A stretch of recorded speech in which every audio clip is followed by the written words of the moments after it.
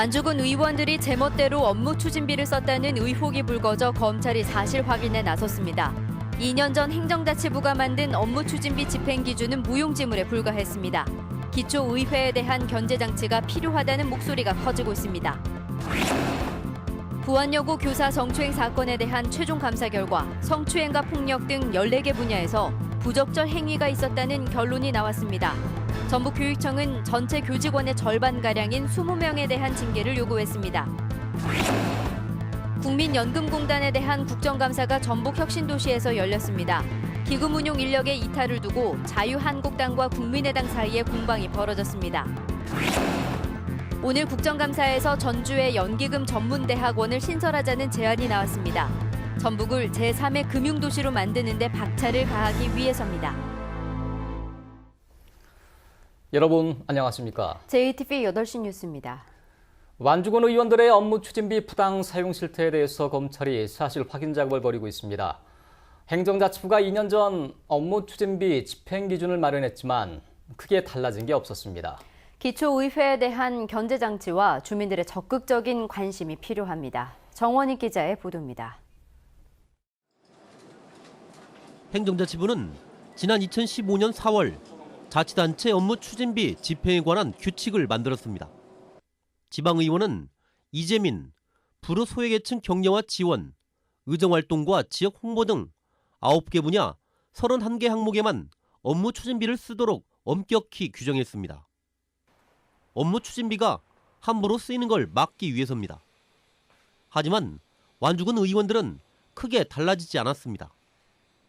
휴일에 쓰면 안 된다는 걸 알고도 지키지 않는 등 규정은 있으나 마나였습니다. 그러니까 처음에 의원이 내가 안내받기를 토요일, 일요일날 쓰면 안 되고 술집 같은 데가 쓰면 안 되고. 업무 추진비 사용 내역이 사실과 다른 부분은 공무원들에게 책임을 떠넘기고 있습니다. 일부 의원은 시민단체 관계자들과 개인적인 만남을 요청하는 등 이를 무마하려는 모습을 보이기도 했습니다. 또 뒤늦게 업무 추진비 영수증에 사용 내역을 적어내는 등 파장을 줄이기 위해 안간힘을 쓰고 있습니다. 틈을 해주신 경우도 있고 구두로 주변에서 구두를 누가 먹었다고 그렇게 하고 그래요. 이 같은 문제가 반복되는 건 견제 장치가 부족하기 때문입니다. 전라북도가 기초의회 사무처 감사를 하고 있을 뿐 기초의회는 견제와 감시의 사각지대에 놓여 있습니다. 관행이라고는 했지만 잘못된 관행은 바꿔야 되는 게 맞겠죠. 그런데 지금까지는 바꾸려는 노력 자체가 없었다라는 것이 오히려 더 저희들은 큰 근본적인 문제로 지금 판단을 하고 있습니다. 업무 추진비 문제 같은 지역 정치의 오래된 적폐를 청산하기 위한 제도적 장치와 주민들의 적극적인 참여가 절실합니다. JTB 뉴스 정원익입니다. 전북교육청이 부안여고 교사 성추행 사건에 대한 최종 감사 결과를 발표했습니다. 성추행을 포함해 14개 분야에서 부적절 행위가 적발됐습니다. 전북교육청은 교직원 20명에 대한 징계를 학교 측에 요구했습니다.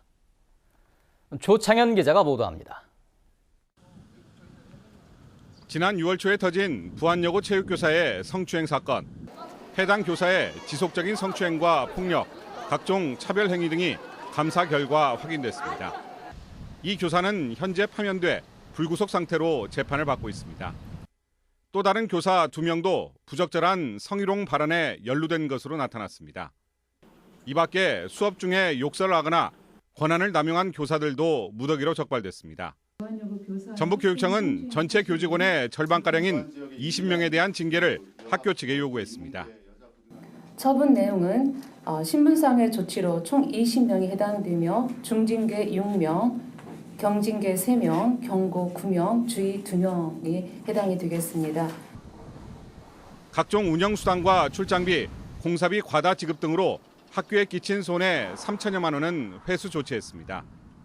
동료 교사들의 묵인과 관련해서는 부안여고에 기관 경고가 내려졌습니다. 전북교육청은 부안여군의 부적절 행위가 농촌 지역의 사립학교라는 구조적 폐쇄성 속에서 벌어져 그동안 효과적인 문제 제기가 어려웠다고 평가했습니다. 부안 지역의 유일한 여학교 또 인문계 여자 고등학교다 보니까 그 학생들의 학교 선택권도 없었고 교사들의 인사이동 같은 것들도 제한이 되어 있는 그런 상황입니다.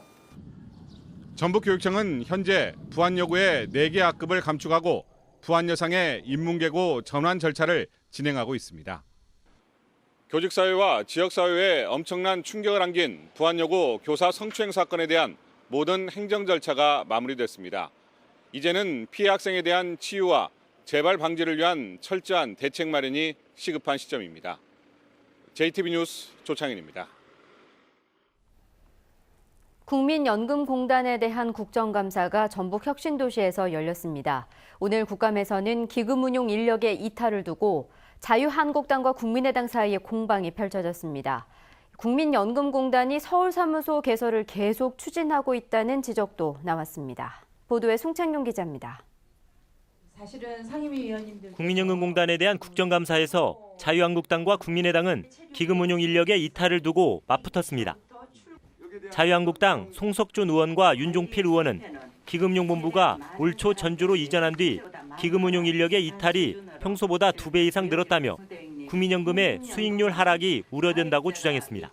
결국 접근성이 떨어지는 전주 지역으로의 이전에 따라 자녀 교육 문제 등 여러 요인들로서 이직을 고려하는 기금 운용력이 여전히 많다는 전언이 잇따르고 있습니다. 국민의당 김광수 의원은 기금운용 인력의 이탈은 전주 이전이 아닌 낮은 급여 등 열악한 근무 여건 때문이라며 처우 개선이 시급하다고 주장했습니다.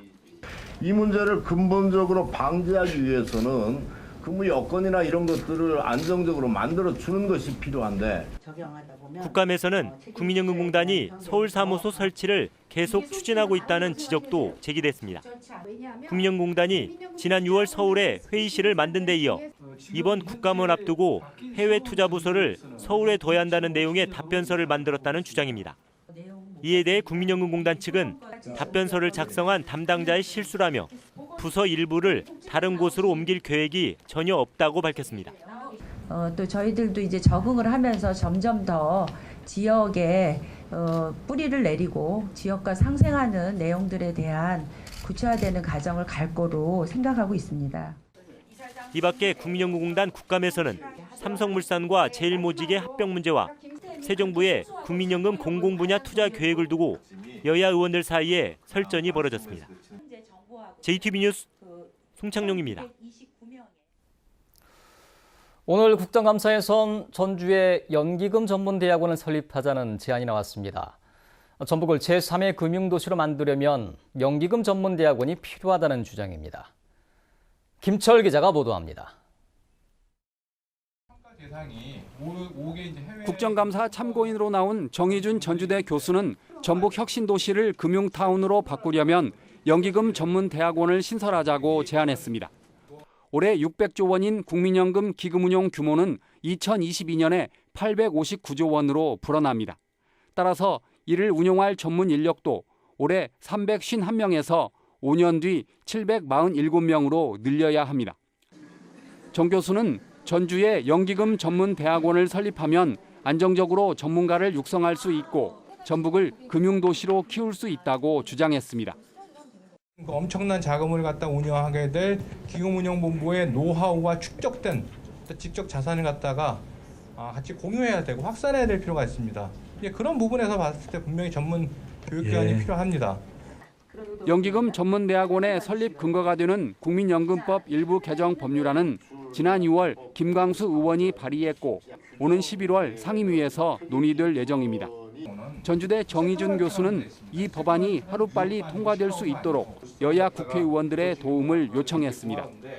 JTB 뉴스 김철우입니다. 국민연금의 복지투자분을 공공노인요양시설에 투입하자는 제안이 나왔습니다. 민주당 권미혁 의원은 국민연금 기금의 경우 신규 여유자금 1%를 복지에 투자할 수 있고 올해 이 기금이 3,871억 원으로 늘었지만 그동안 공단이 마땅한 투자처를 찾지 못해 복지 투자 한도를 지키지 않았다고 밝혔습니다. 권미혁 의원은 3천억 원이 넘는 이 돈으로 정원 150명 규모의 공공노인요양시설 60개를 신설하면 연금공단의 사회적 책무를 준수하게 된다고 주장했습니다.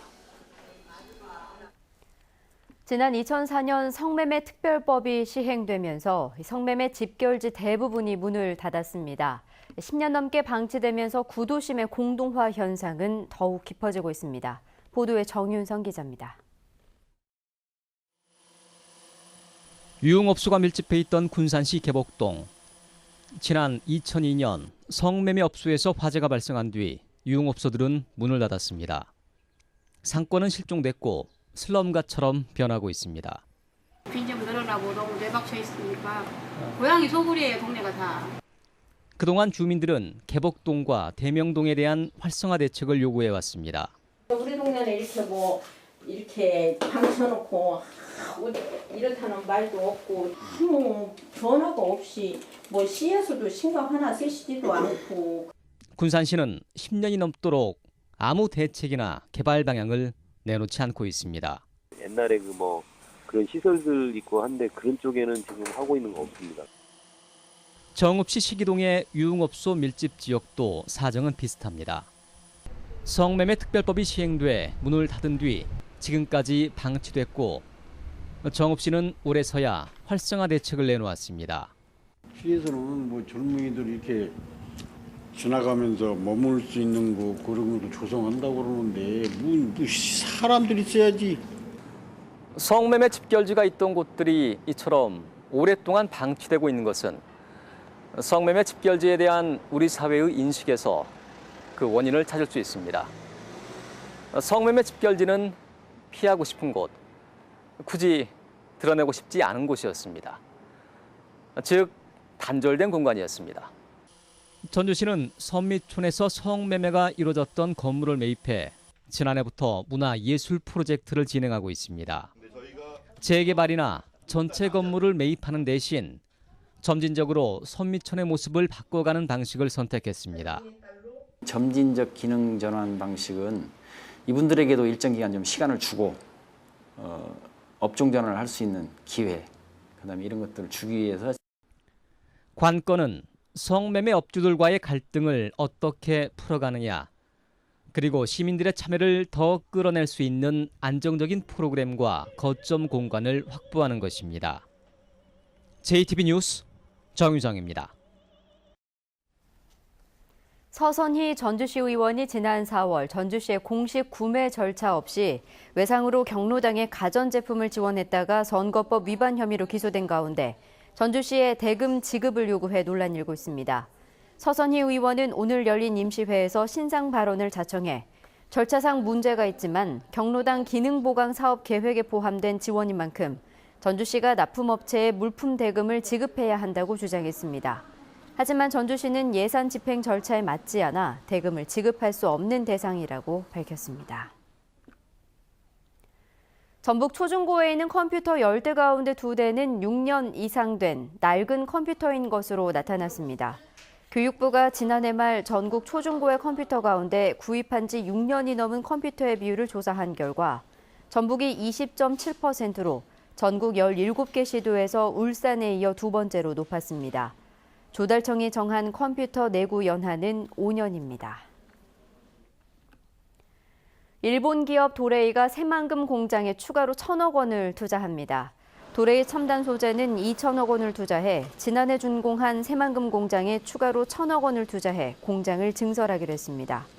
증설이 완료되면 이곳에서 생산하는 PPS 수지는 연간 18,600톤으로 컴파운드는 6,600톤으로 각각 늘어나게 됩니다. 지난달 전북의 주택 매매 거래량이 지난해 같은 달에 비해 늘었습니다. 국토교통부에 따르면 지난달 전북의 주택 매매 거래량은 2,717건으로 지난해 같은 달에 비해 6.4% 증가했습니다. 올해 1월부터 지난달까지의 거래량은 23,686건으로 지난해 같은 기간에 비해 2.3% 줄었습니다. 부안군 변산면에 있는 중막동 유적이 국가지정문화재 사적 제541호로 지정됐습니다. 변산반도 해안절벽 위에 있는 부안 중막동 유적은 고대부터 지금까지 뱃길 안전과 풍어를 기원하는 해양제사가 이어져 오는 곳입니다. 문화재청은 다양한 시기의 해양제사 문화의 변천 과정을 살펴볼 수 있어 문화적 가치가 높다고 설명했습니다. 전주지법 형사 3단독은 부부싸움을 하다 흉기로 자녀들을 위협한 혐의로 기소된 45살 A씨에게 징역 10개월의 집행유예 3년을 선고하고 보호관찰과 가정폭력 치료 강의 수강을 명령했습니다. A씨는 지난 3월 전주에 있는 자신의 집에서 술에 취해 아내와 말다툼을 벌이다 흉기로 미성년자인 자녀들을 위협하고 주방 가스밸브를 열어 불을 붙이려 한 혐의로 기소됐습니다. 전북은 오늘 구름 많은 가운데 낮 기온은 19도에서 23도에 머물렀습니다. 오늘 밤부터 내일 아침까지 일부 지역에는 안개가 예상돼 운전에 주의가 필요합니다. 내일은 대체로 맑겠고 일교차는 10도 이상 벌어지겠습니다.